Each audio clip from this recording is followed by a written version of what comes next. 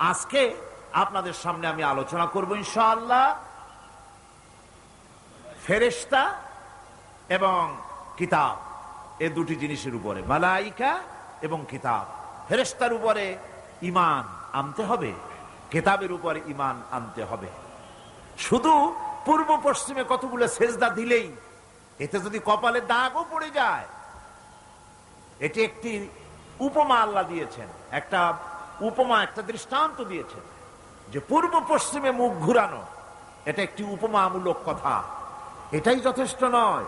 ঈমান আনতে হবে, বিষয়টা বুঝতে হবে, আকীদাকে মজবুত করতে হবে। আজকে মালাইকা ফেরেশতা সম্পর্কে আমরা আলোচনা করব, তারপরে কিতাব সম্পর্কে আলোচনা করব। ওমা তৌফিকি ইল্লা বিল্লাহ। ফেরেশতাদের প্রতি ঈমান, এটা হচ্ছে আল্লাহর প্রতি ঈমানের পরিপূর্ণতা মাত্র। আল্লাহর উপরে ঈমানটা পরিপূর্ণ করতে হলে ফেরেশতাদের উপরে বিশ্বাস করতে হবে। এর উদ্দেশ্য শুধু ফেরেশতাদের উপরে স্বীকৃতি দানই নয়, বরং প্রকৃতপক্ষে এই বিশ্ব ব্যবস্থায় তাদের স্থান কি এটা জেনে নিতে হবে। ফেরেশতারা হচ্ছে আল্লাহ রাব্বুল আলামিন তার আজ্ঞাবহ গোলাম, আল্লাহ পাকের, তারা হচ্ছেন দাস, আল্লাহ পাকের বান্দা, আমাদের মতোই। আমরা যেমন আল্লাহর গোলাম, ফেরেশতারাও আল্লাহর গোলাম। এই ফেরেশতা সম্পর্কে পৃথিবীর বিভিন্ন ধর্মের বিভিন্ন রকমের কনসেপশন আছে। এই ফেরেশতাদেরকে ইংরেজিতে অ্যাঞ্জেল বলা হয়, যার চরিত্র খুব ভালো লাগে, লোকেরা বলে অ্যাঞ্জেলিক ক্যারেক্টার, এটা ফেরেশতা ধরনের চরিত্র লোকটা, এরকম বলে থাকে। সুতরাং খ্রিস্টান হোক, ইহুদি হোক, আর হিন্দু হোক, যে কোনো জাতের লোক হোক, ফেরেশতায় তারা বিশ্বাস করে। আর এই ফেরেশতাদের উপরে তাদের বিশ্বাসটা হচ্ছে বিকৃত। কি ধরনের? কারো মতে ফেরেশতা হচ্ছে প্রকৃতির সন্তান, কারো মতে ফেরেশতা হচ্ছে আল্লাহর মেয়ে, নাউযুবিল্লাহি মিন যালিক। যার কারণে সূরা আন-নাজমের মধ্যে আল্লাহ পাক এর প্রতিবাদ করেছেন। আল্লাহ পাক বলছেন, ওরা দাবি করলো ফেরেশতা হচ্ছে আল্লাহর মেয়ে। আল্লাহ পাক বলছেন, আলাকুমুদ যাকারু ওয়া লাহুল উনসা তিলকা ইযান কিসমাতুন দিযা। কি হে, তোমরা ছেলেগুলি নিজেদের জন্য নিয়ে নিলে আর মেয়েগুলি আমার ভাগে ফেলে দিলে, এটা কি ধরনের অসম বন্টন? ফেরেশতাকে তারা বলেছে আল্লাহর মেয়ে, আবার কেউ বলেছে ফেরেশতারা আল্লাহর ছেলে। তারপরে কেউ কেউ বলেছে ফেরেশতা হচ্ছে আল্লাহর মদদগার, আবার কেউ কেউ বলেছে ফেরেশতা হচ্ছে মানুষের অভিযোগ শ্রবণকারী, মানুষের প্রয়োজন পূরণকারী। এখন এসব ধারণা এবং বিশ্বাসের কারণে দুনিয়ায় শিরক এবং বিদআতের প্রচলন ঘটেছে। কোরআনে কারীম বিশ্ব ব্যবস্থায় ফেরেশতাদের অবস্থান কি সেটা পরিষ্কার করতে চায়, যাতে করে শিরকের সমস্ত দরওয়াজা বন্ধ হয়ে যায় আর তাওহীদের দরজা নির্ভেজাল ভাবে খুলে যায়। ইসলামের মূল বক্তব্যই হচ্ছে তাওহীদকে প্রতিষ্ঠা করা। কি প্রতিষ্ঠা করা? তাওহীদকে প্রতিষ্ঠা করা, আর শিরক আর বিদআতের শিকড় শুদ্ধ তুলে ফেলা। এটাই হচ্ছে ইসলামের মূল আইডিয়া। কোরআনের ভাষায় স্পষ্ট করে বলা হয়েছে যে ফেরেশতারা আল্লাহর মেয়েও নয়, আল্লাহর ছেলেও নয়, তারা হচ্ছে আল্লাহর বান্দা। বলুন তো ফেরেশতারা আল্লাহর কি? কোরআনে কারীমে রব্বুল আলামিন বলেন, ওয়াকালু ইত্তাখাযার রাহমানু ওয়ালাদান সুবহানাহু বাল ইবাদুম মুকরামুন। কাফেররা বলে দয়াময় কাউকে পুত্র বানিয়ে নিয়েছেন। পবিত্র সেই সত্তা যার সম্পর্কে তারা এই বাজে কথাগুলি বলে, তার কোনো ছেলেও নাই, তার কোনো মেয়েও নাই। ফেরেশতারা তো তার সম্মানিত বান্দা মাত্র। ইবাদুম মুকরামুন, ফেরেশতা হচ্ছে সম্মানিত বান্দা। সুবহানাল্লাহি ওয়া বিহামদিহি। ফেরেশতারা হচ্ছে আল্লাহর কি শুধু বান্দা না, সম্মানিত বান্দা। কারণ ফেরেশতারা আল্লাহর সঙ্গে অবাধ্য হতে পারে না, তার কোন হুকুমকে অমান্য করার কোন অধিকার ফেরেশতাদের নাই। আল্লাহর ছেলেও নাই, আল্লাহর মেয়েও নাই। এ কথাটি ছোট্ট সূরার মধ্যে তাওহীদের একটা ক্লিয়ার কনসেপশন আল্লাহ পাক দিয়েছেন, ছোট্ট একটি সূরার ভিতরে। আমার কাছে মনে হয় যেন এই ছোট্ট সূরাটি মধ্যে এটা মনে হয় যেন একটি ঝিনুক, আর এর ভেতরে সমস্ত পৃথিবীর সমুদ্র আর মহাসমুদ্রের পানিগুলি ঢুকায় দেওয়া হয়েছে। ছোট্ট একটি সূরা তাওহীদকে এমন ভাবে প্রকাশিত হয়েছে এই সূরার মাধ্যমে, যা অন্য কোথাও এত পরিষ্কার আসেনি। আল্লাহ পাক সব জায়গায় বলেছেন, কিন্তু ছোট্ট সূরায় এক কথায় তাওহীদ প্রকাশিত হয়ে গেছে। কি? কুল হুয়াল্লাহু আহাদ। পড়েন সবাই, কুল হুয়াল্লাহু আহাদ আল্লাহুস সামাদ লাম ইয়ালিদ ওয়া লাম ইউলাদ ওয়া লাম ইয়াকুল লাহু কুফুয়ান আহাদ। আল্লাহ রাব্বুল আলামিন বলেন, নবী আপনি বলুন, আল্লাহ এক এবং একক, তিনি বেনিয়াজ, কারো মুখাপেক্ষী তিনি নন। তিনি কাউকে জন্ম দেন নাই, তাকেও কেউ জন্ম দেয়নি। আকাশের জমিনে ওই আল্লাহ রাব্বুল আলামিনের সমকক্ষ কেউ নাই। তিনি এক এবং একক। এই ফেরেশতারা হচ্ছে তার অনুগত বান্দা। ফেরেশতারা আল্লাহ পাকের ছেলেও নয়, মেয়েও নয়। এক মুহূর্তের জন্য ফেরেশতারা চুপ করে বসে থাকে না। যার যে কাজ আছে সেই কাজ নিয়ে তারা ব্যস্ত আছে। তারা ওয়াজিফা পাঠ, তাসবিহ পাঠের মধ্যে ব্যস্ত থাকে। অগণিত অসংখ্য ফেরেশতা, কেউ তো সিজদায় পড়ে আছে, কেউ রুকুতে পড়ে আছে, কেউ নামাজে দাঁড়ায় আছে, কেউ তো তাসবিহ পাঠ করতেছে। কোরআনে কারীম বলছে, ইউসাব্বিহুর রা'দু বিহামদিহি ওয়াল মালাইকাতু মিন খিফাতিহি। আল্লাহ পাক বলেন, বিজদি প্রশংসার সাথে আল্লাহ পাকের গুণকীর্তন করে, আর সমস্ত ফেরেশতারা আল্লাহকে ভয় করে ভীতির সাথে আল্লাহর তাসবিহ পাঠ করতে থাকে। সমস্ত ফেরেশতারা আল্লাহর তাসবিহ পড়ে।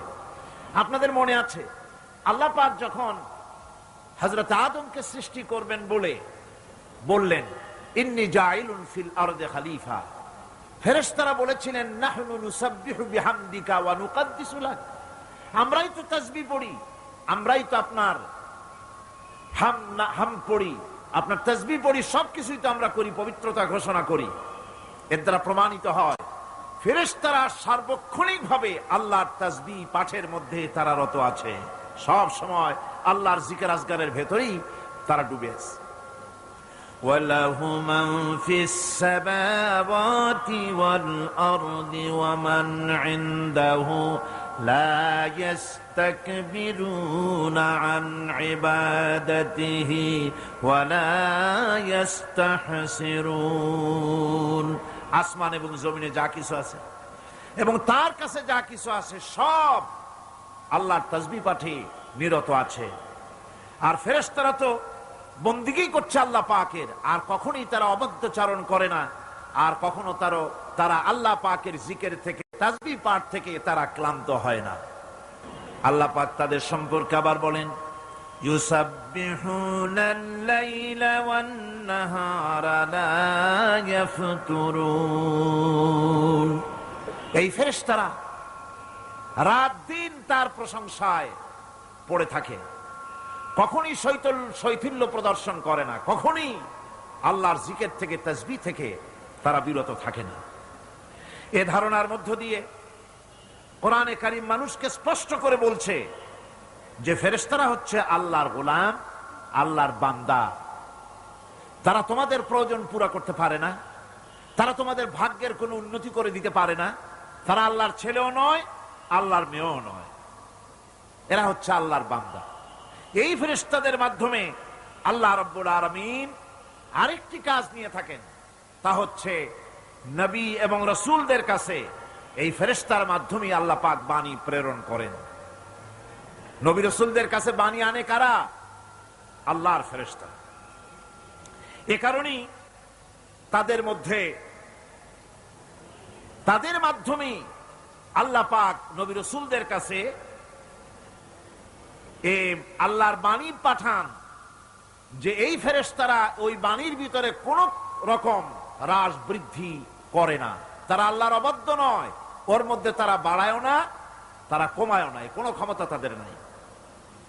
কোরআনে কারিমে আল্লাহ পাক বলছেন, ইন্নাহু লাকাউলু রাসূলিন কারীম ذي قوة عند ذي العرش مكين مطاع ثم أمين। নিঃসন্দেহে এক সম্মানিত বার্তাবাহকের বর্ণনা, এক ফেরেশতার বর্ণনা।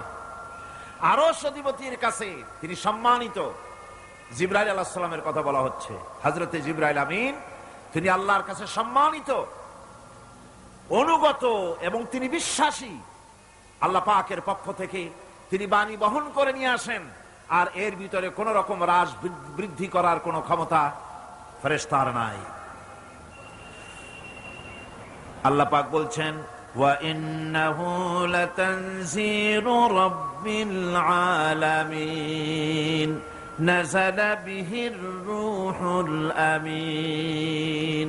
নিঃসন্দেহে এটা হচ্ছে রব্বুল আলামিনের পক্ষ থেকে অবতীর্ণ করা কিতাব, যা নিয়ে বিশ্বস্ত আত্মা অবতরণ করেছেন, অর্থাৎ হযরতে জিবরাইল আমিন। আল্লাহ পাক তাকে বিশ্বস্ত বলেছেন, শাদীদুল কুওয়া বলেছেন, প্রচন্ড ক্ষমতা তার, আল্লাহ পাক বলেছেন।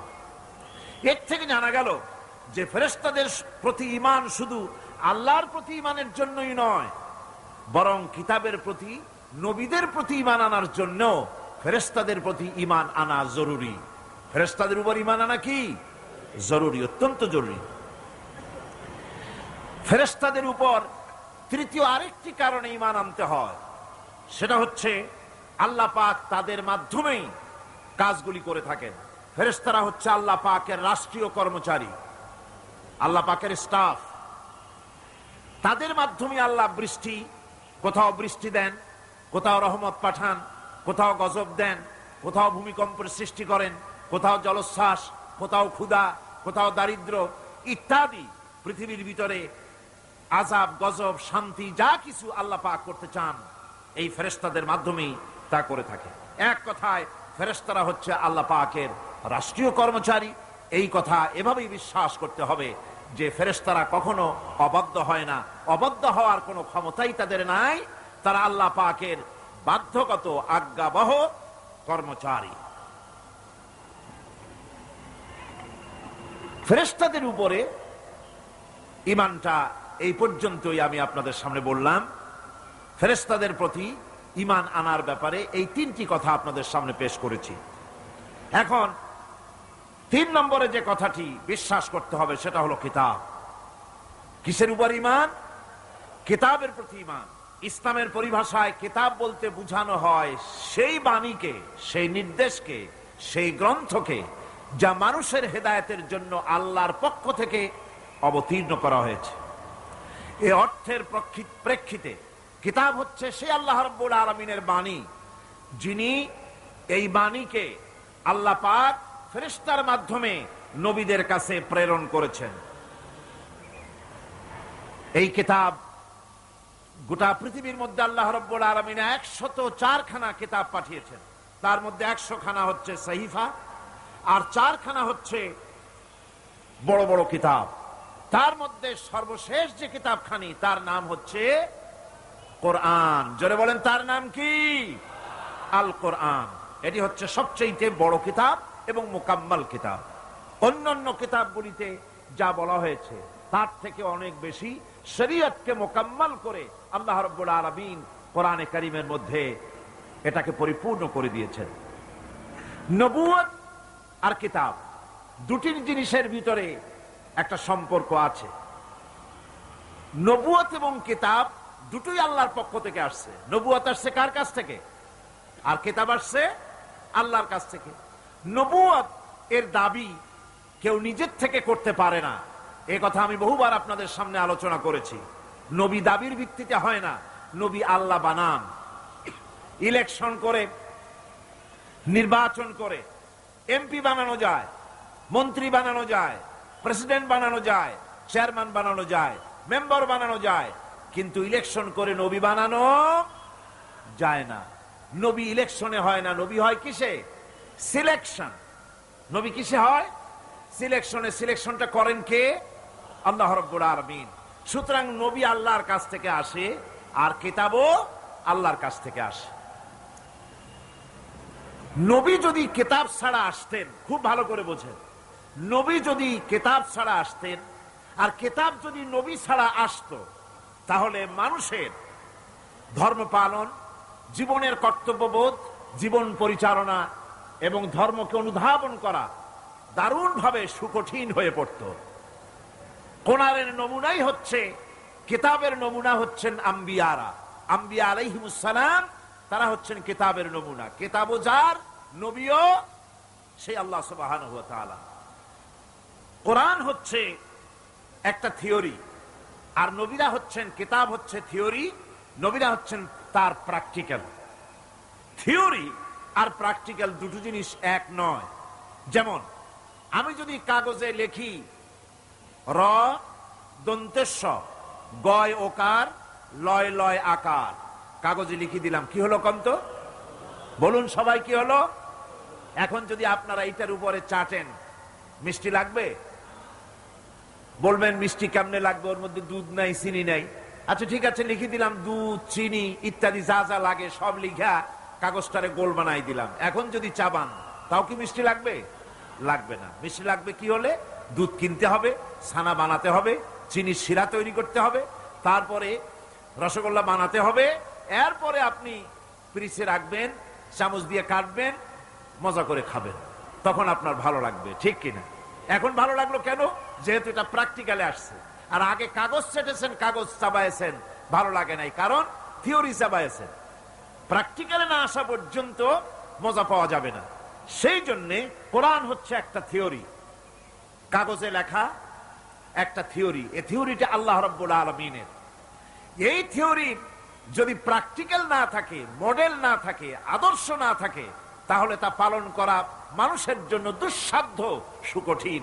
এই জন্য আল্লাহ সুবহানাহু ওয়া তাআলা কোরআনের মুজাসসাম নমুনা হিসেবে পেশ করেছেন মুহাম্মদুর রাসূলুল্লাহ সাল্লাল্লাহু আলাইহি ওয়াসাল্লাম। তিনি হচ্ছেন কোরআনের মডেল, সুবহানাল্লাহ বিহামদিহি।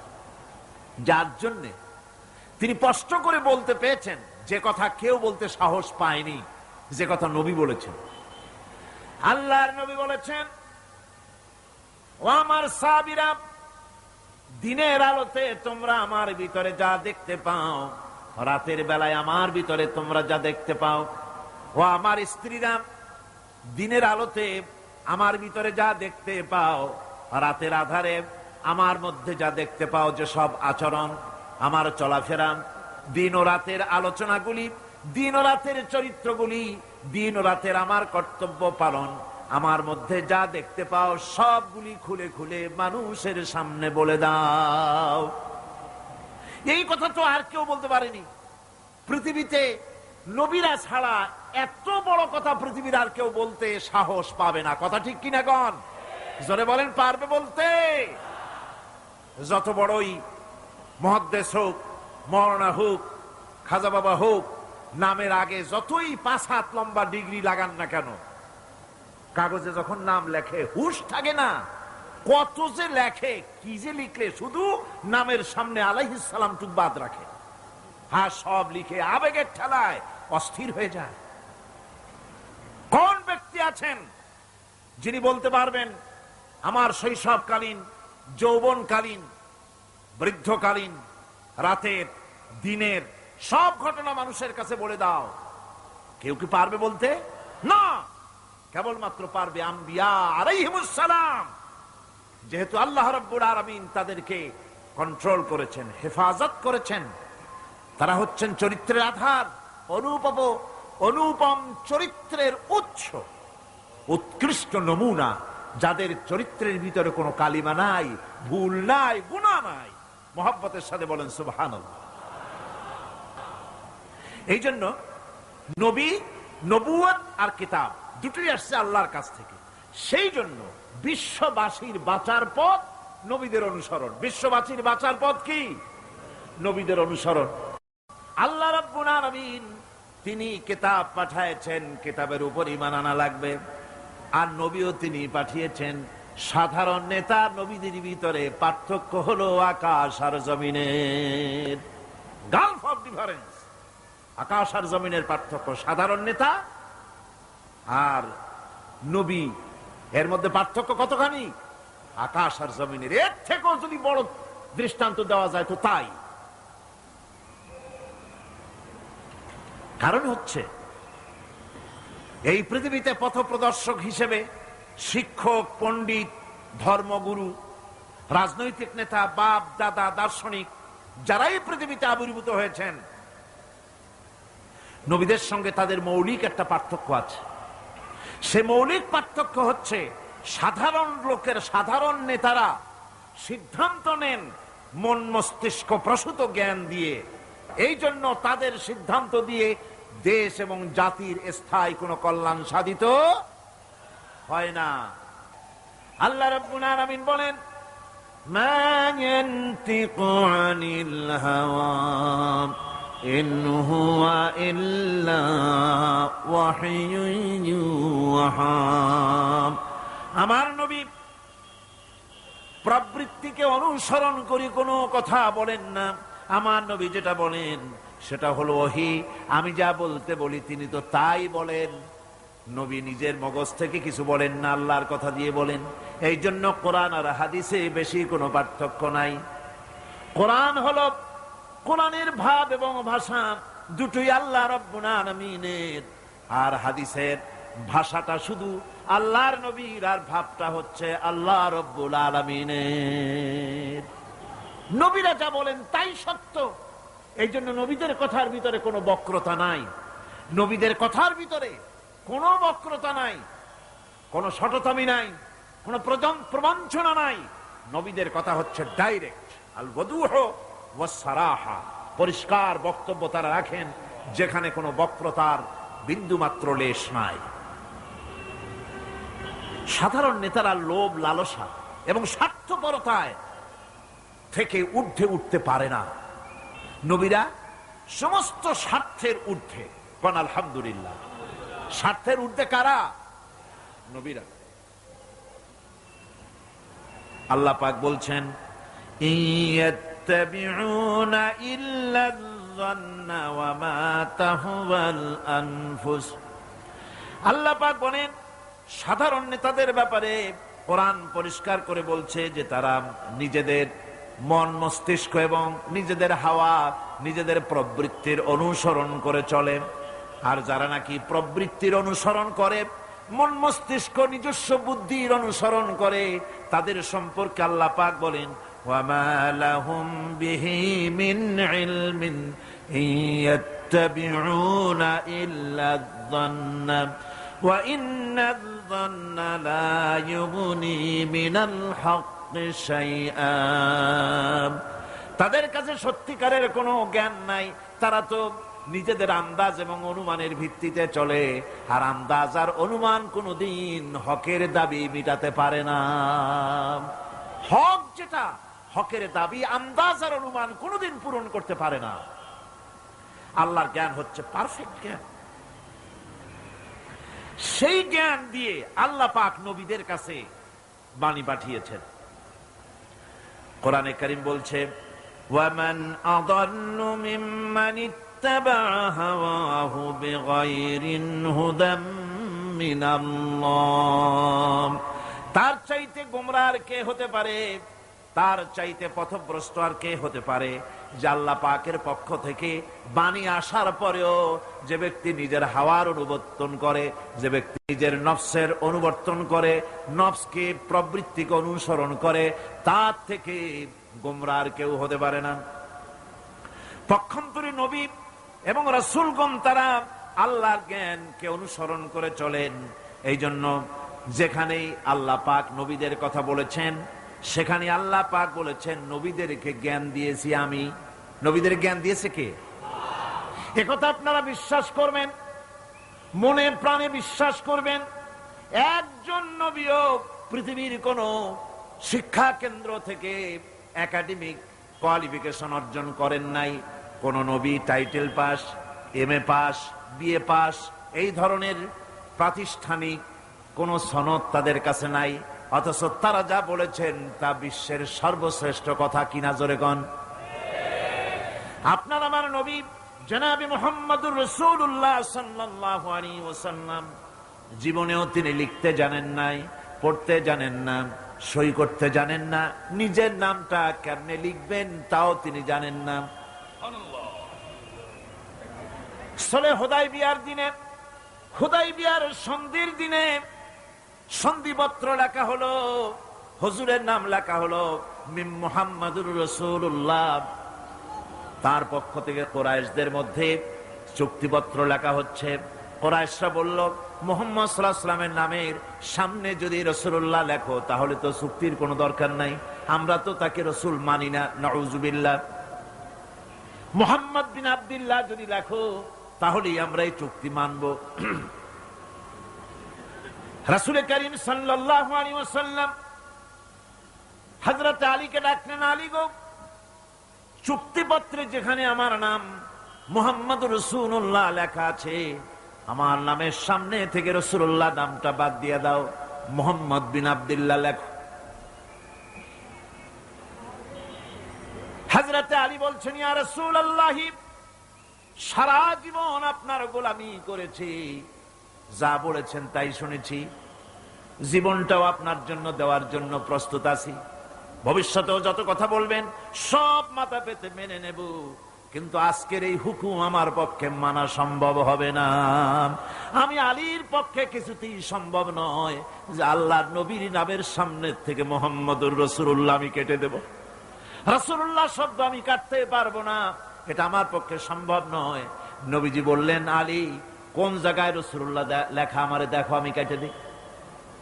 আমার বন্ধুগণ, নাম লিখতে জানেন না, সই করতে পারেন না, পড়তে জানেন না, তিনি বলতেছেন, ইন্নামা বুইস্তু মুআল্লিমান, আমি পৃথিবীতে প্রেরিত হয়েছি শুধুমাত্র শিক্ষক হিসেবে দুনিয়ায় এসেছি।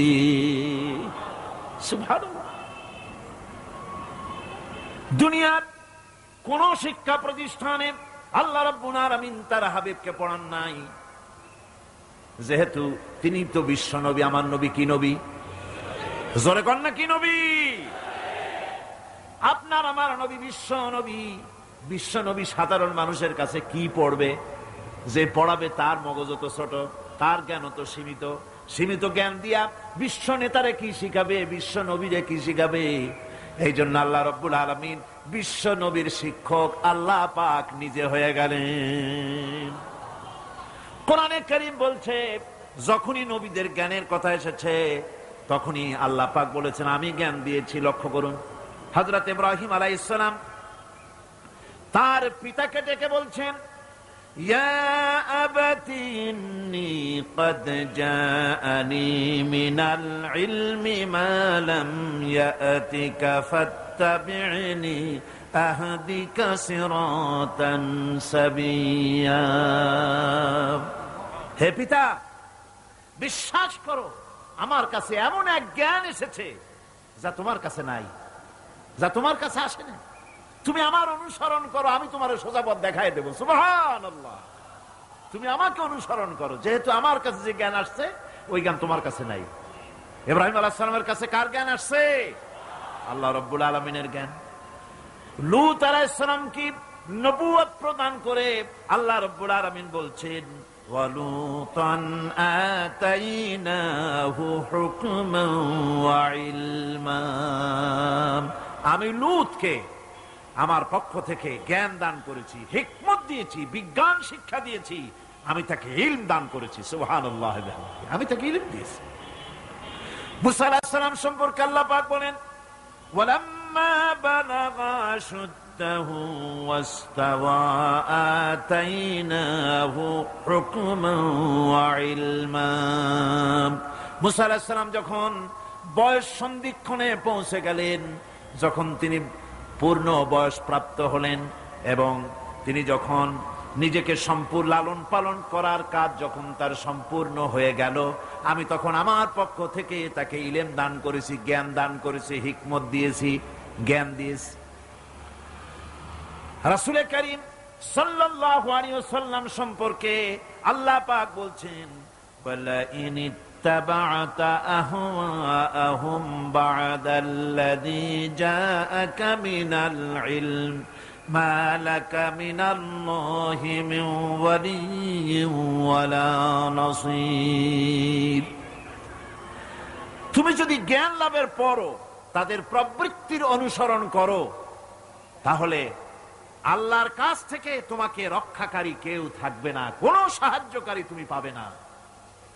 আমি যে জ্ঞান তোমাকে দিয়েছি এটারই অনুসরণ করো, এর মধ্যেই মুক্তি, বিশ্ববাসীর মুক্তি এই জ্ঞানের অনুসরণের ভেতরে। প্রত্যেক জাতির জন্য আল্লাহ রাব্বুল আলামিন নিজের পক্ষ থেকে রাসূল পাঠিয়েছেন। আল্লাহ পাক বলেছেন, ওয়ালিকুল্লি উম্মাতির রাসূল, প্রত্যেক জাতির জন্য আমি রাসূল প্রেরণ করেছি। এমন কোন জাতি নাই যার কাছে নবী রাসূল পাঠানো হয় নাই।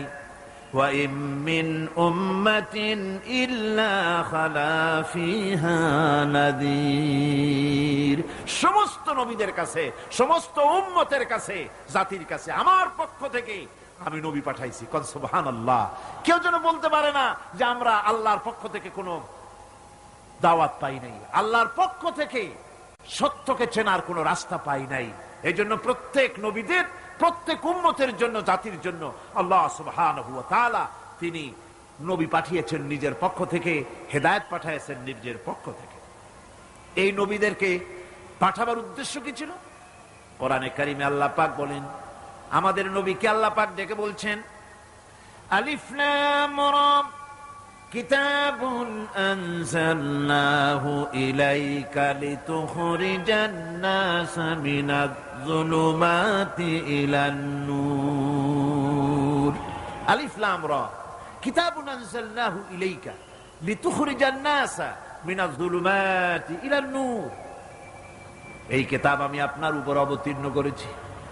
এ হচ্ছে একখানা কিতাব, এই কিতাবখানা আমি আপনার প্রতি অবতীর্ণ করেছি।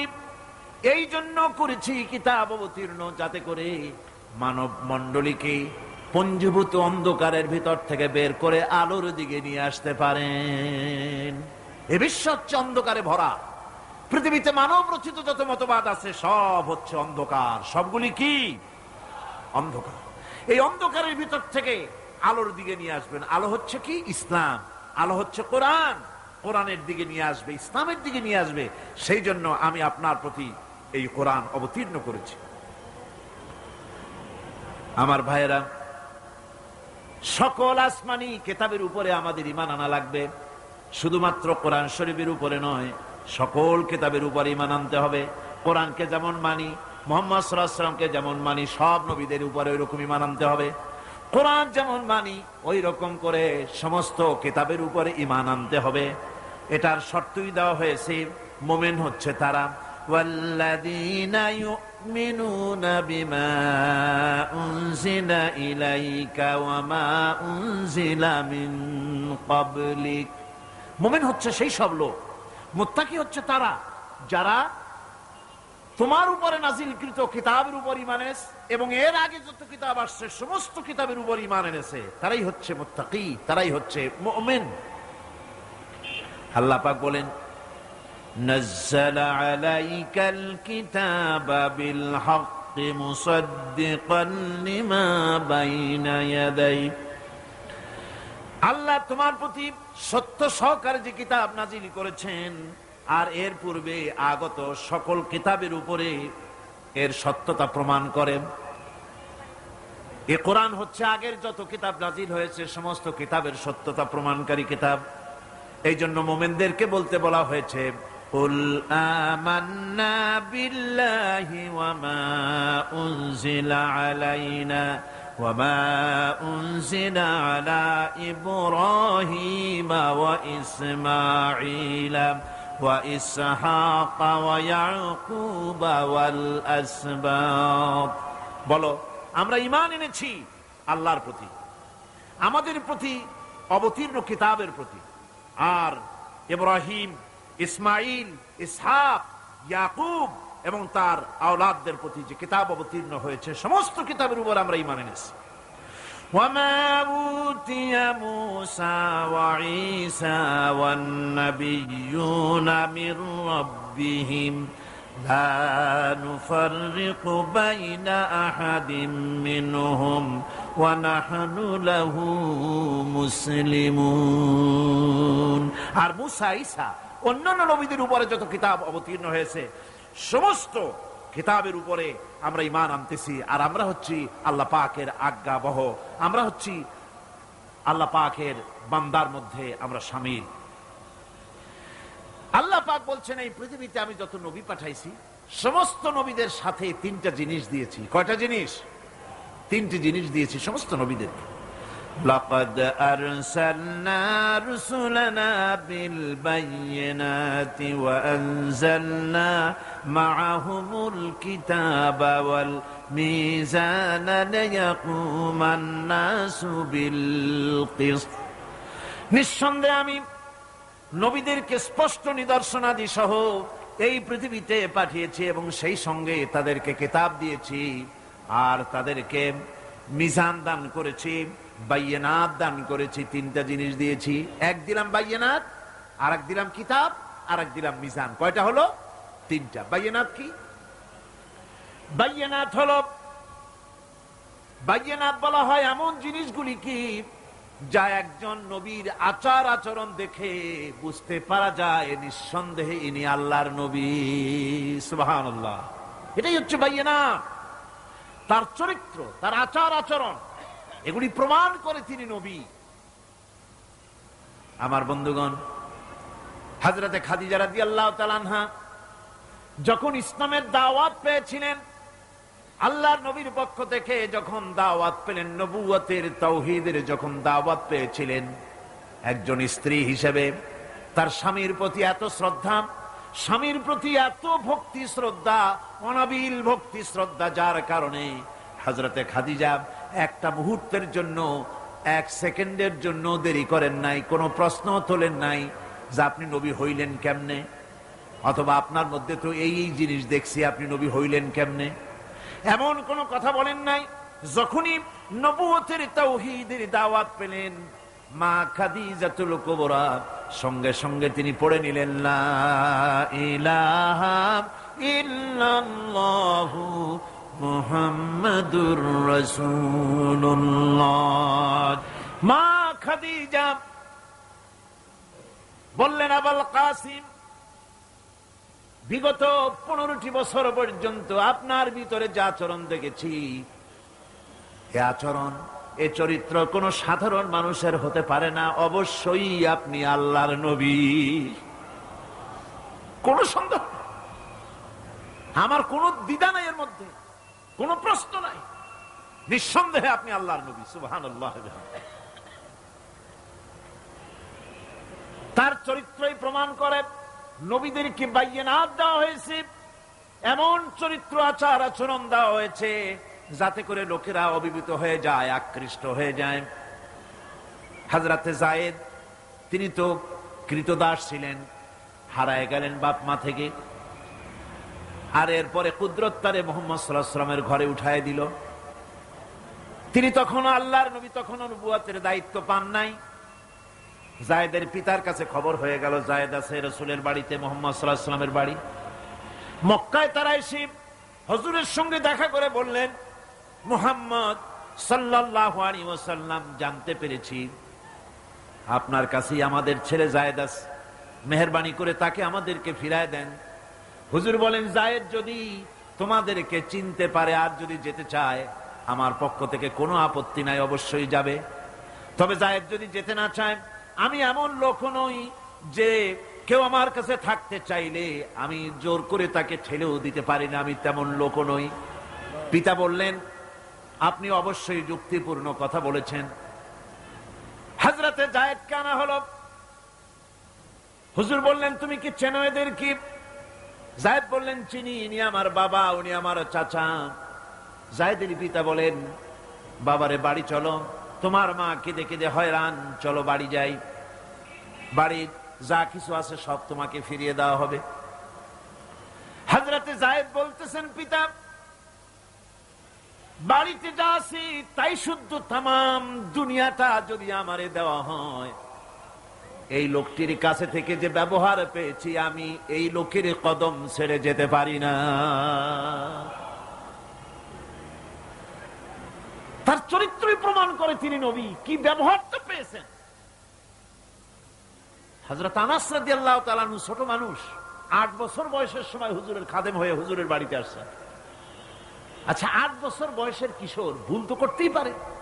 গরম পানি চাইলে ঠান্ডা পানি এনে দেবে, স্যান্ডেল চাইলে জুতো আনবেন, বিছানা বিছাইতে বললে উঠাই দেবে, এটা স্বাভাবিক।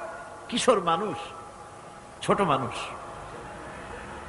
এবার শুনুন, বাইয়ানাত কারে বলে?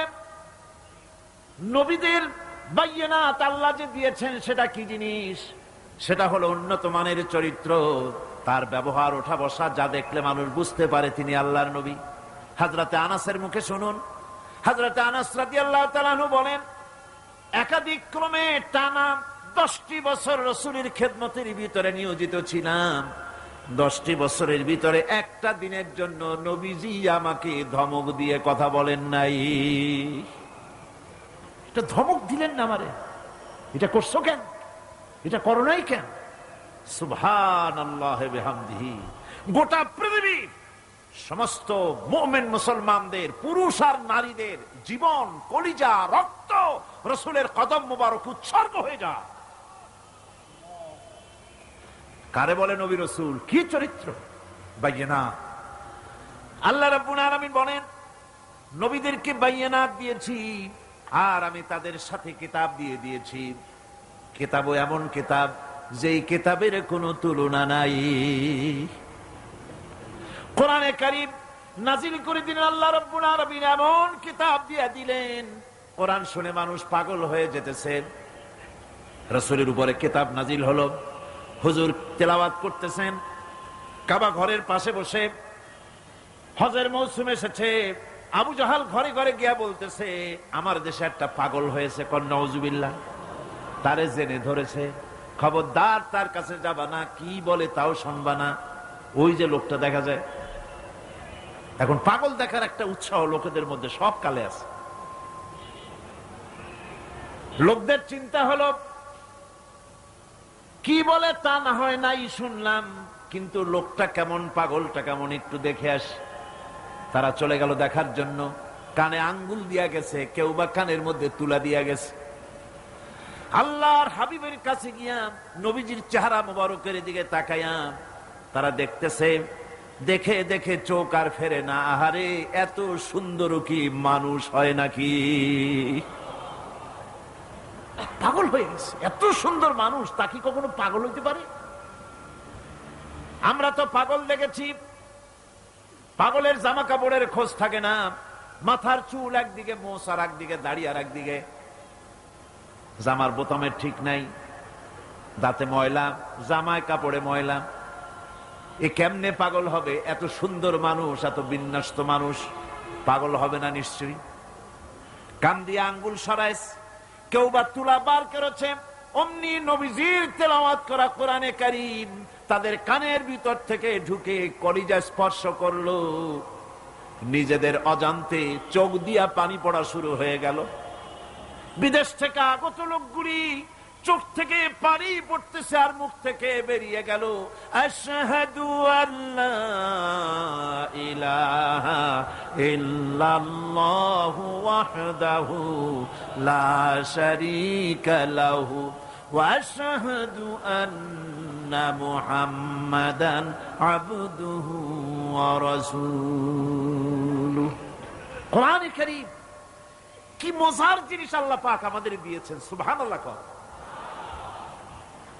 আমার বন্ধুগণ, আল্লাহ পাক বলেন, আমি নবীদেরকে বাইয়ানাত দেই, কিতাব দেই, আর দেই তাদেরকে তৃতীয় আর একটা জিনিস, যেটা হলো মিজান। তার মানে হলো মানদণ্ড বা দাড়িপাল্লা। এখানে বোঝানো হয়েছে সত্যের সেই মাপকাঠি যা হক এবং বাতিলের মাঝে ওজন দিয়ে মানুষকে ঠিক করে দেওয়া যায়, এটার নাম মিজান। এই সুবিচার নবীরা ছাড়া সাধারণ মানুষের কাছে পাওয়া সম্ভব নয়। সুবিচার পাওয়া যাবে কেবল কাদের কাছে? নবীদের কাছে, কোরআনের কাছে, নবুয়তের কাছে আর কিতাবের কাছে সুবিচার। আর পৃথিবীতে সুবিচার নাই। আছে সুবিচার? হতে পারে না। সেই জন্য মিজান, দাড়িপাল্লা, এটা হচ্ছে ইনসাফের প্রতীক। এটা কিসের প্রতীক? ইনসাফের প্রতীক। এটা আবার মনে করেন না যেটা জামাত ইসলামের প্রতীক। গ্রাম থেকে কিছু লোক আসছে, ঢাকা হাইকোর্টের সামনে গিয়ে দেখে বিরাট দাড়িপাল্লা টানানো। কয় যে বাপরে, জামাত ইসলামের এত বড় অফিস! দুনিয়ার সব, বাংলাদেশের সবগুলি কোর্টের সামনে এরকম দাড়িপাল্লা টানানো আছে। ইনসাফের প্রতীক। এটা হচ্ছে ইনসাফের প্রতীক। ইনসাফ কি মুকদ্দাস তারাজু। এই পবিত্র একটি দৃষ্টান্ত আল্লাহ রাব্বুল আলামিন দাড়িপাল্লার সাথে দিয়েছেন, ইনসাফ। এই ইনসাফ কেবলমাত্র করতে পারে কারা? নবীরা। কিসের মাধ্যমে? কোরআনের মাধ্যমে। বায়িনাত দিয়েছি, কিতাব দিয়েছি, মিজান দিয়েছি। মিজান দিয়েছি, বিচারটা কেমন দেখো। বিচারটা কারে কয়? ইহুদি এসে একজন মুসলমানের বিরুদ্ধে নালিশ করেছে আল্লাহর নবীর দরবারে। নবীজি সাক্ষ্য প্রমাণ নিয়ে সবকিছু শুনে মিলে রায় দিলেন ইহুদির পক্ষে, মুসলমানের বিপক্ষে। কারে কয়? মিজান। নবী তো ইচ্ছা করলে তার নিজের দলের ওই মুসলমানদের পক্ষেই তো রায়টা দেওয়া স্বাভাবিক ছিল। ছিল কিনা কন? বাপ হোক, মা হোক, দলের নেতা হোক, সব সময় নিজের স্বার্থের দিকে টানে। কথা ঠিক কিনা? স্বাভাবিকভাবে বোঝেন, চট্টগ্রাম শহরে সবচাইতে বড় সন্ত্রাসী ধরা পড়েছে। পুলিশ বহু পরিশ্রম করে খাগড়াছড়ি থেকে ঘাট ধরে নিয়ে আসছে। ঢাকা থেকে টেলিফোন আসছে, মন্ত্রী বাহাদুরের টেলিফোন। হ্যালো, কে? চিটাগংয়ের এসপি? বলে হ্যাঁ। কারে ধরছো? কয় বল্টু মিয়ারে। ছাড়ো মিয়া, আমার দলের লোক তুমি ঠিক পাও নাই? কয় স্যার, অস্ত্র শুদ্ধা ধরছি। অস্ত্র শুদ্ধা ছেড়ে দে। এই জন্য পৃথিবীর সাধারণ মানুষের কাছে ইনসাফ পাওয়া যায় না। যায় আল্লাহ পাক বলেন, আমি নবীর কাছে মিজান দিয়েছি। সুবহানাল্লাহ। কেমন মিজান দিলাম? নবীজি বিচার করতেছেন, ইহুদির বক্তব্য শুনে মুসলমানের পক্ষে রায় না দিয়া রায়টা দিলেন ইহুদির পক্ষে। মুসলমান বেচারা অসন্তুষ্ট হয়ে গেলেন। তিনি চলে গেলেন হযরত ওমর রাদিয়াল্লাহু তাআলা আনহুর কাছে। কপাল কত খারাপ! তার কাছে গিয়ে বলছেন, আমিরুল মুমিনিন। তিনি তো তখন আমিরুল মুমিনিন হন নাই। যে বলছেন, ভাই ওমর, একটা বিচারের সানি করার জন্য আসছি। বলে, সানি আসছো আমার কাছে? পয়লা গেছিলা কার কাছে? গেছিলাম মুহাম্মদ সাল্লাল্লাহু আলাইহি ওয়াসাল্লামের কাছে। দেখেন অবস্থাটা। সবকিছু শুনে মিলে আমি মুসলমান, চান্দা দেই, জিহাদের পয়সা দেই, সাথে সাথে থাকি, জামাতে নামাজ পড়ি, জিহাদের ময়দানে যাই। বিচারটা আমার পক্ষে না হয়ে রাসূল ইহুদির পক্ষে রায় দিয়ে দিলেন। এটা একটা কথা হইল নাকি? আপনি বিচক্ষণ মানুষ, সবকিছু শুনে মিলে আপনি বিচারটার সানি করে দেন। হযরত ওমর বলেন, বাবাজি অপেক্ষা করো, আমি তোমার বিচারের সানি করতেছি, দাঁড়াও। হযরত ওমর ঘরের মধ্যে ঢুকলেন, তরবারি নিয়ে আসলেন। খাপের থেকে তরবারি বার করে হযরত ওমর বলেন, যেই ব্যক্তি আল্লাহর নবীর ফয়সালা করার পর তা মানতে পারে না, তার সানি করতে আসে, তার ফয়সালা তো এই রকম করে করে দিতে হয়। তরবারি মারলেন, গর্দান পড়ে গেল। এর নাম হচ্ছে মিজান, ইনসাফ। এই ইনসাফ কেবলমাত্র নবীদের পক্ষেই সম্ভব। কাদের পক্ষে সম্ভব? নবীদের পক্ষেই এই ইনসাফ করা সম্ভব। সেই জন্য আল্লাহ বলছেন, সমস্ত নবীদেরকে তিনটি জিনিস দিয়েছি, কিতাব দিয়েছি, বায়িনাত দিয়েছি, আর মিজান দিয়েছি। আমার ভাইরা, কিতাবের প্রতি ঈমান আনবো। সব কিতাব মানি, সব রাসূলদের মানি। লা নুফাররিকু বাইনা আহাদিন মির রুসুলি। কোন নবীদের ভিতরে আমরা পার্থক্য সূচিত করি না। সমানভাবে সব নবীদের উপর ঈমান আনছি। যত নবীর নাম জানি আর যত নবীর নাম জানি না, সমস্ত নবীদেরকে মানি, শ্রদ্ধার সাথে ঈমান এনেছি। ঠিক কিনা কন? সমস্ত কিতাবের প্রতি ঈমান এনেছি, কিন্তু অন্যান্য সমস্ত কিতাবের সাথে সম্পর্ক ছিন্ন করে শুধুমাত্র মানতে হবে কোরআন। শুধুমাত্র মানতে হবে কি? সমস্ত আসমানি কিতাব বিশ্বাস করি, ঈমান এনেছি, কিন্তু সমস্ত কিতাবের সাথে সম্পর্ক ছিন্ন করে মানতে হবে শুধুমাত্র কোরআন। কারণ এটাই হচ্ছে মুকাম্মাল।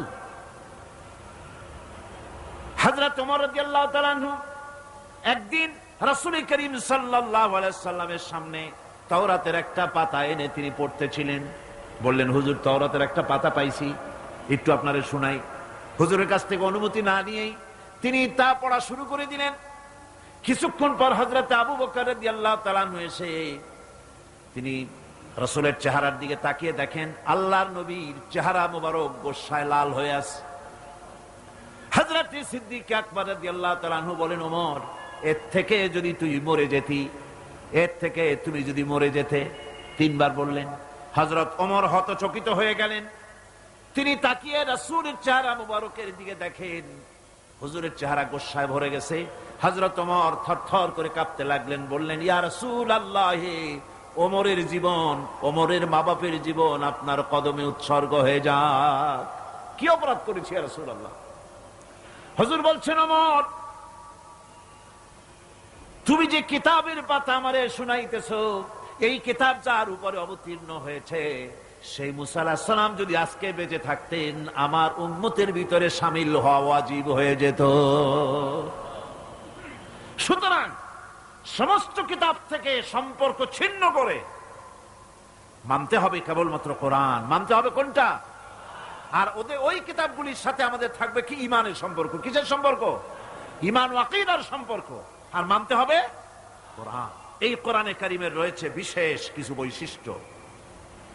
সুবহানাল্লাহ, কত বৈশিষ্ট্য! কোরআনে কারীমের রয়েছে বৈশিষ্ট্য, বৈশিষ্ট্যে ভরা এই কোরআন, যা আল্লাহ রাব্বুল আলামিন আমাদেরকে দান করেছেন। এর এক নম্বরের বৈশিষ্ট্য হলো কোরআন আরবি ভাষায় নাজিল হয়ে গোটা পৃথিবীতে ছড়ায় আছে। আজও পর্যন্ত কোরআনের মধ্যে কোনো পরিবর্তন হয় নাই। হয়েছে কোনো পরিবর্তন? সামনের দিকে হওয়ার সম্ভাবনা আছে।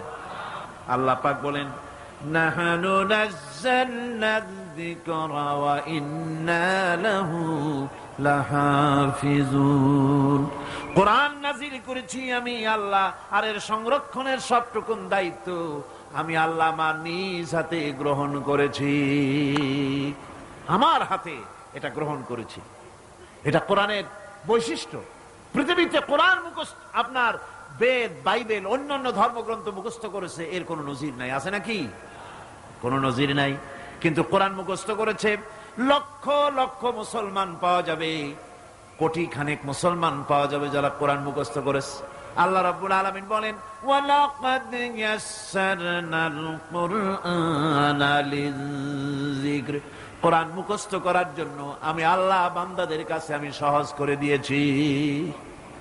এই পৃথিবীতে কোরআনের বড় বৈশিষ্ট্য হচ্ছে কোরআনের চাইতে বেশি পড়া হয়েছে এমন কোন কিতাব পৃথিবীতে আছে? নাম করেন, নাম করেন, বলেন। এমন কোন কিতাব পৃথিবীতে নাই। আমার ভাইরা, এমন মজার কিতাব মানুষ বুঝেও পড়ে, না বুঝেও পড়ে। রাতের বেলায় তাহাজ্জুদের নামাজ পড়ে কোরআন তেলাওয়াত করে, আর চোখের পানি দিয়ে দাড়ি ভিজে যায়। কোরআনে কারীম এত মজার কিতাব। এই কোরআনে কারীমকে আল্লাহ রাব্বুল আলামিন বিরাট নিয়ামত করে মানুষের জন্য পেশ করেছেন। আর এই কোরআনেরই অনুসরণ করতে হবে, বৈশিষ্ট্যগুলি বুঝতে হবে। আর এই কোরআনের অনুসরণ করা লাগবে, কারণ কোরআনকেই একমাত্র অনুসরণযোগ্য কিতাব বলে আল্লাহ সর্বশেষ এই কিতাব নাজিল করেছেন। আল্লাহর পক্ষ থেকে আর একটা বাণীও মানুষের জন্য আসবে না। আসবে নাকি? আল্লাহর পক্ষ থেকে আখিরি কালাম। আল্লাহ পাক বলছেন, ইন্না আনজালনা ইলাইকাল কিতাবা বিল হক লিতাহকুমা বাইনান নাসি বিমা আরাকাল্লাহ। আমি এই কিতাবকে সত্য সহকারে তোমার উপরে অবতীর্ণ করেছি, যাতে করে এই সত্য জ্ঞান এবং বিচার ফয়সালা তুমি মানুষের মধ্যে করতে পারো। সেই জন্য আমার পক্ষ থেকে এই কিতাব তোমার উপরে সত্য সহকারে অবতীর্ণ করেছি। এই কিতাবেরই অনুসরণ করতে হবে কেবলমাত্র, আর কোনটার নয়। সুতরাং কোরআনের প্রতি ঈমান আনার লক্ষ্যে কোরআনের বিশুদ্ধতা সম্পর্কে সন্দেহ এবং সংশয় দূর করা জরুরি। কোরআনের প্রতি আমাদের কি কোনো সন্দেহ আছে? জোরে বলেন আছে? আলহামদুলিল্লাহ কোন কোন আলহামদুলিল্লাহ। আল্লাহ রাব্বুল আলামিন প্রথমে তো চ্যালেঞ্জ করেছিলেন, তোমরা যদি সন্দেহ পোষণ করো কোরআনের ব্যাপারে, তাহলে কোরআন শরীফের মতো করে একখানা কিতাব বানায় আনো। এই চ্যালেঞ্জের মোকাবেলা দুনিয়া কেউ করতে পারে নাই। এরপরে আল্লাহ পাক বলেছেন, পারলা না গোটা কোরআন, কোরআনের মতো করে 10টা সূরা বানায় আনো। তাও সাড়া পাওয়া গেল না, কাউকে পাওয়া গেল না। পরে আল্লাহ পাক সর্বশেষ চ্যালেঞ্জ করলেন, ইন কুনতুম ফি রাইবিম মিম্মা নাযালনা আলা আবদিনা ফাআতু বিসূরাতিন মিন মিসলিহি ওয়াদউ শুহাদাআকুম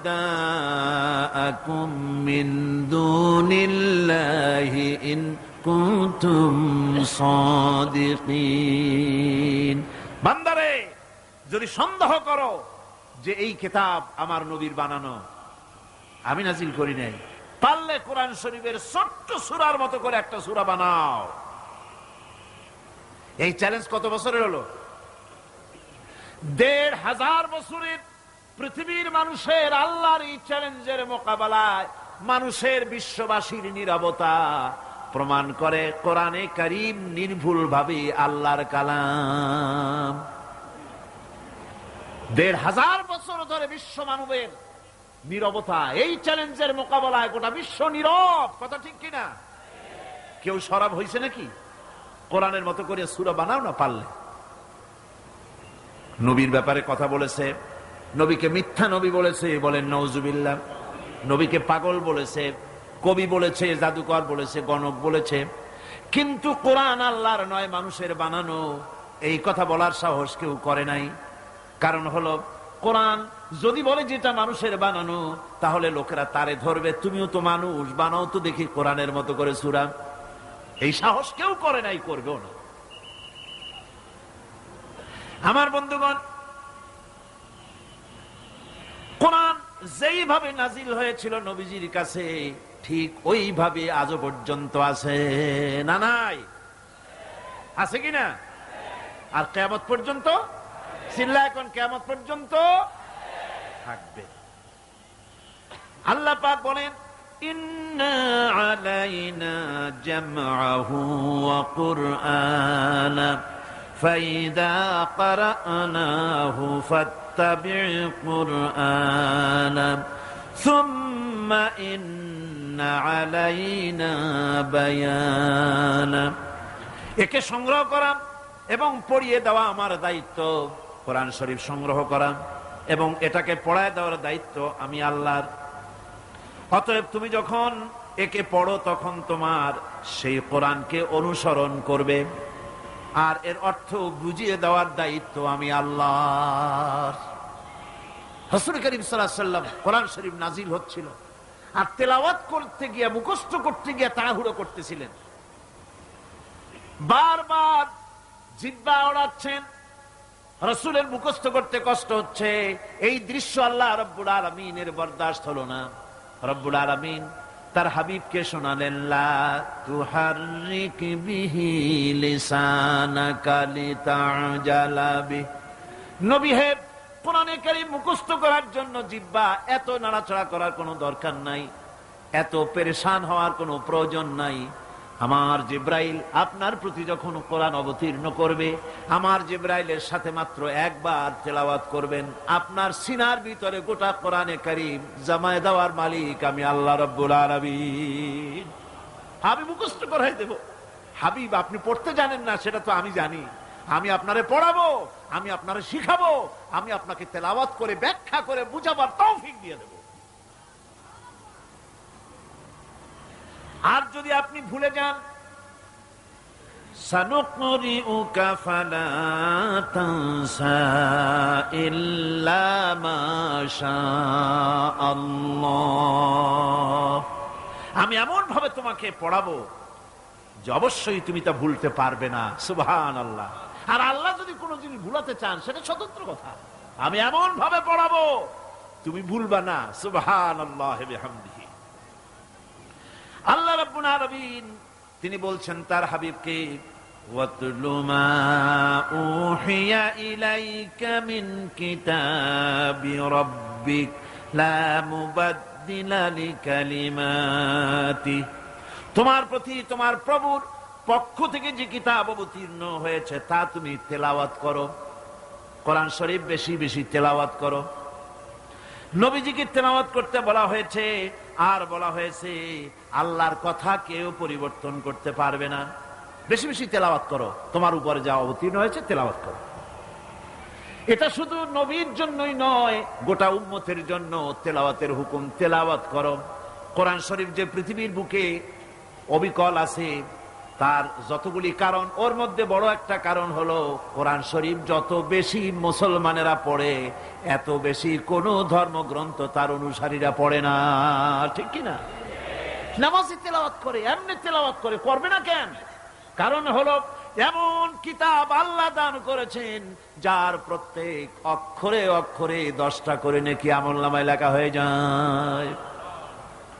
নবীজি বলেছেন আমার উম্মতিরা কোরআন পড়ো বেশি করে, কোরআনে কারীমকে তেলাওয়াত করো।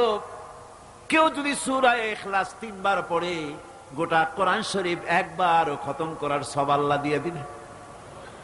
আল্লাহর নবী বলেছেন মুমূর্ষ ব্যক্তির কাছে বসে সূরা ইয়াসিন পড়বে, তাহলে আল্লাহ পাক মুমূর্ষ ব্যক্তির কবরে তার মৃত্যুর আযাবকে কমায়া দিবেন।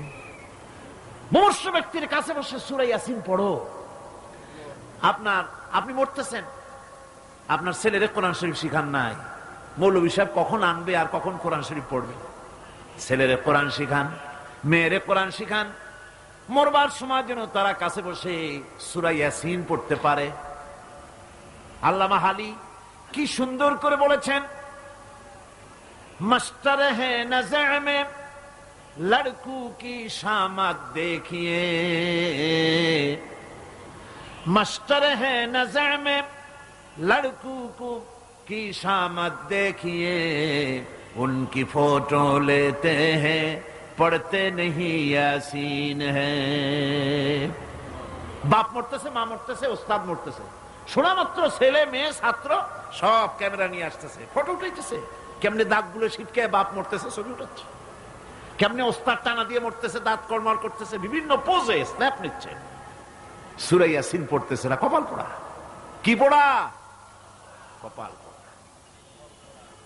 নবীজি বলেছেন কেউ যদি একটিবার সূরা ইয়াসিন পড়ে আল্লাহ রাব্বুল আলামিন গোটা কোরআনে কারীম 10 বার খতম করলে যে সওয়াব হবে রব্বুল আলামিন সূরা ইয়াসিনের পাঠকের আমলনামায় তা দিয়ে দিবেন। কি কোরআন শরীফ বেশি বেশি করে পড়ো, বেশি করে পড়ো। এই কোরআন এমন এক কিতাব যার মধ্যে অসত্যের আদৌ কোনো ঠাঁই নাই। কোরআনের মধ্যে অসত্য কথা আছে, মিথ্যা কথা আছে? আল্লাহ পাক বলছেন ওয়া ইন্নাহু লাকিতাবুন আযীজ লা ইয়াতিহিল বাতিলু মিন বাইনি ইয়াদাইহি ওয়ালা মিন খালফিহি। নিশ্চিত রূপে এক সুদৃঢ় সুরক্ষিত কিতাব, মিথ্যা না এর পেছন থেকে, উপর থেকে, ডান থেকে, বাম থেকে, কোন দিক থেকে মিথ্যা কোরআনের ভিতরে প্রবেশের কোনো কায়দা নাই। যালিকাল কিতাবু লা রাইবা ফীহি, এমন কিতাব যার মধ্যে সন্দেহের কোনো অবকাশ নাই। জোরে বলেন সুবহানাল্লাহ। যত বই লেখা হয়, যত লোকেরা বই লেখে, প্রত্যেক গ্রন্থকার বইয়ের ভূমিকায় লেখে যে পাঠক যদি কোনো ভুল ভ্রান্তি পান আমাকে জানাই দিবেন, পরবর্তী সংস্করণে আমি কৃতজ্ঞতার সাথে আমি সংশোধন করে নেব। এরকম কেউ লেখে নাকি যে আমি যে একখান বই লিখছি এইরকম বই পৃথিবীতে কেউ লিখতে পারে নাই, কোনো ভুল ভ্রান্তির বালাই নাই, এরকম কেউ বলতে পারছে? পারে না। কোরআনে কারীম এমন কিতাব যার ভূমিকায় শুরু হয়েছে, যে কিতাব পড়তেছো এখানে এমন এক কিতাব, যালিকাল কিতাবু লা রাইবা ফি, কোনো সন্দেহ নাই, কোনো ভুল নাই এর মধ্যে। এটা একেবারে সম্পূর্ণ আল্লাহ রাব্বুল আলামিনের পক্ষ থেকে যেভাবে আসছিল ওইভাবেই আছে। এবার আল্লাহ গ্যারান্টি দিচ্ছেন, দুনিয়ার মানুষ যদি কখনো অসসার ভিতরে পড়ে যাও যে নবীজি বুঝি এর মধ্যে কিছু বানায় ঢুকাইছে নাকি, তাহলে আমার পক্ষ থেকে গ্যারান্টি শোনো। কে গ্যারান্টি দিচ্ছেন? জোরে কোন কে? ওয়ালাউ তাকাওয়ালা আলাইনা বা'দাল আকাবিল লাআখাযনা মিনহু বিল ইয়ামিন সুম্মা লাকাতা'না মিনহুল ওয়াতিন। আমার নবী যদি নিজের থেকে কোনো কথা বানিয়ে কোরআনের নামে ঢুকাই দিত, কোরআনের ভিতরে যদি আমার নামে নিজের বানানো কথা ঢুকাইতো, আমি আমার নবীজির ডান হাত চেপে ধরতাম, আর আমি আমার নবীজির কণ্ঠ নালীকে কেটে ফেলে দিতাম। একটা বর্ণ নবী এর ভিতরে বানান নাই, এর ভিতরে যা আছে সব আল্লাহ পাকের কালাম, বিশুদ্ধ ভাবে যেমনটি নাজিল করেছিলেন তেমনটি আমাদের কাছে আছে। সুতরাং কোরআনের পরিপন্থী কোন জিনিসের অনুসরণ করা যাবে না। সলিড এই কিতাব, আল্লাহর এই বাণী, কিতাবের প্রতি ঈমান। এখন আপনি যতই সেজদা দেন ওই কথায় ফিরে চলেন, ওই যে প্রথম কথা, লাইসাল বিররা আন তুওয়াল্লু وجوهكم قبل المشرق والمغرب ولكن البر من آمن بالله واليوم الآخر والملائكة والكتاب والنبيين। পূর্ব পশ্চিমে মুখ ঘুরানোই পুণ্যবান নেককার আর সৎকার হওয়ার জন্য যথেষ্ট নয়।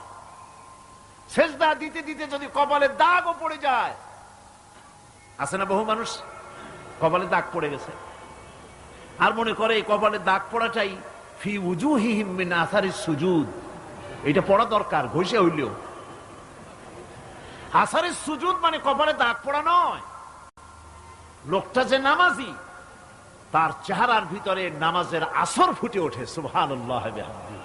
লোকটারে দেখলেই বোঝা যায় লোকটা নামাজি। তার চরিত্র, তার ওঠা বসা, তার চলাফেরা, তার আচরণ, তার হাসি, তার বক্তব্য, তার ওয়াদা, তার সবকিছু দেখে প্রমাণিত হয় যে লোকটা নামাজি। এটাই হলো আসারের সুজুদ। দাগ পড়লেই ওইটার নামই আসারের সুজুদ না। তাহলে যাদের কপালে দাগ পড়ে না সারা জীবনে, তাদের অবস্থাটা কি? সুতরাং পূর্ব পশ্চিমে কতগুলো সিজদা দিলেন ওইটা বড় কথা না। বড় কথা হলো এইগুলির উপরে ঈমান আনা। কিতাব মানছি তো, কিতাব ছাড়া আর কোনো কিছুকে অনুসরণ করা। এবার শুনুন আল্লাহ পাক কি বলতেছেন, ইত্তাবিউ মা উনজিলা ইলাইকুম মির রাব্বিকুম ওয়া লা তাত্তাবিউ মিন দুনিহি আউলিয়া। যা কিছু তোমার প্রভুর পক্ষ থেকে অবতীর্ণ হয়েছে সেটারই অনুসরণ করো, এবং কোরআন ছেড়ে অন্য কোন পৃষ্ঠপোষকের অনুসরণ করো না। কে নিষেধ করেছেন? কে নিষেধ করেছেন? এই কোরআনের পরিপন্থী কোন জিনিস মানা যাবে না। কোরআন যা বলেছে সেটাই মানতে হবে।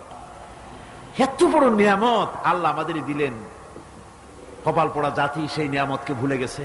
কোরআন শরীফ পড়ুন, কোরআন বুঝুন, কোরআন আমল করুন, আল্লাহ রাব্বুল আলামিন ভাগ্য খুলে দিবে, ভাগ্য খুলে দিবেন। দেশে শান্তি আসবে, বরকত আসবে, রহমত আসবে। এই শান্তি, রহমত, বরকত যদি লাভ করতে চায় কোরআনের কোনো বিকল্প নাই। সকলকে দাওয়াত দেই, সব মানুষ আজকে যত লোক এসেছেন সকলকে আল্লাহ পাক কোরআন সহিহ করে তেলাওয়াত করার তৌফিক আল্লাহ পাক আমাদেরকে দান করুন। কোরআন শরীফ সহিভাবে বোঝার তৌফিক আমাদের দিন। কোরআন অনুযায়ী জীবন চালাবার তৌফিক আল্লাহ পাক আমাদের দান করুন। মোনাজাত করবো এখন। মোনাজাতের জন্য সব মানুষ বসুন, যত মানুষ দাঁড়ানো আছেন বসেন। আল্লাহুম্মা আমিন। ربنا ظلمنا أنفسنا وإن لم تغفر لنا وترحمنا لنكونن من الخاسرين سبحانك اللهم وبحمدك ونستغفرك ونتوب إليك ونشهد أن لا إله إلا الله وحده لا شريك له ونشهد أن محمدا عبده ورسوله اللهم اجعلنا من التوابين اللهم اجعلنا من المتطهرين اللهم اجعلنا من عبادك الصالحين اللهم اجعلنا من الذين لا خوف عليهم ولا هم يحزنون আয় আল্লাহ রাব্বুল আলামিন, শীতের এই রাতে গভীর রাত পর্যন্ত তোমার বান্দা বান্দিরা কোরআনে কারীমের মাহফিলে হাজিরা দিয়েছে। আয় আল্লাহ, কোরআনে কারীমের বরকতে জাহান্নামের আগুন আমাদের জন্য হারাম বানায়া দাও রব্বুল আলামিন। আমাদের মধ্য থেকে আমরা যারা মা বাপ হারাইছি, মা বাপ যাদের বিদায় হয়ে গেছে, মা বাপের কবরগুলিকে জান্নাতের টুকরা বানায়া দাও। রব্বিরহামহুমা কামা রব্বায়ানি সগীরা। আয় আল্লাহ তাআলা, অনেকে দোয়া চেয়েছেন, যিনি যেই উদ্দেশ্যে দোয়া চেয়েছেন নেক উদ্দেশ্য আল্লাহ তুমি পূরণ করে দাও। আয় আল্লাহ, অপারেশন হবে যার, হার্ট অপারেশন, আল্লাহ তুমি মেহেরবানি করে তার অপারেশন আসান করে দাও। আয় আল্লাহ তাআলা, যিনি যার প্যারালাইসিস হয়েছে, আল্লাহ তুমি দয়া করে তাকে এই প্যারালাইসিস থেকে মুক্ত করে দাও রব্বুল আলামিন।